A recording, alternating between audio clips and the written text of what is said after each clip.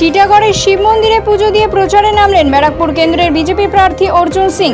সাংবাদিকদের মুখোমুখি হয়ে তিনি জানান, বিজেপিকে 35 আসন পেলে রাজ্য সরকার থাকবে না, তখন ব্যারাকপুর কেন কল্যাণী পর্যন্ত মেট্রো চলে যাবে, এমনই দাবি অর্জুনের। স্লোগান দিচ্ছেন আটটিবার 400 পার, এই আত্মবিশ্বাস কেন?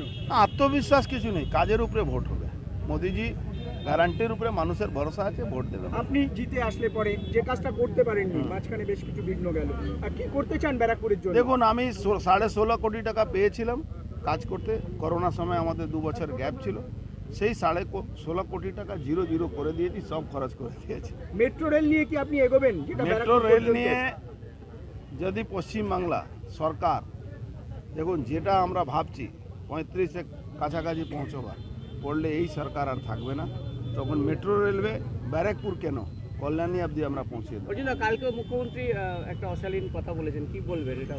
দেখুন, মুখ্যমন্ত্রী ভাষা জ্ঞান, মুখ্যমন্ত্রী ভাষা, মুখ্যমন্ত্রী যে মাঝে মাঝে বলেন বাংলার কথা বলেন। বাংলা তো সংস্কৃতির বাংলা, বাংলা তো রবীন্দ্রনাথের বাংলা, বাংলা তো নজরুলের বাংলা।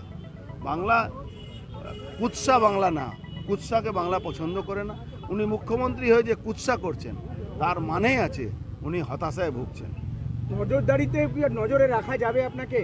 82টা তো চোখ আপনাকে আমাকে নজরদারি রাখতে রাখতে এরা সব শেষ হয়ে গেল।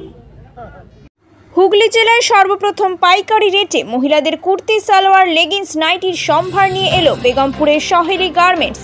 মাত্র 150 টাকা থেকে শুরু। যোগাযোগ করুন স্ক্রিনে দেওয়া এই নাম্বারে 8334032427।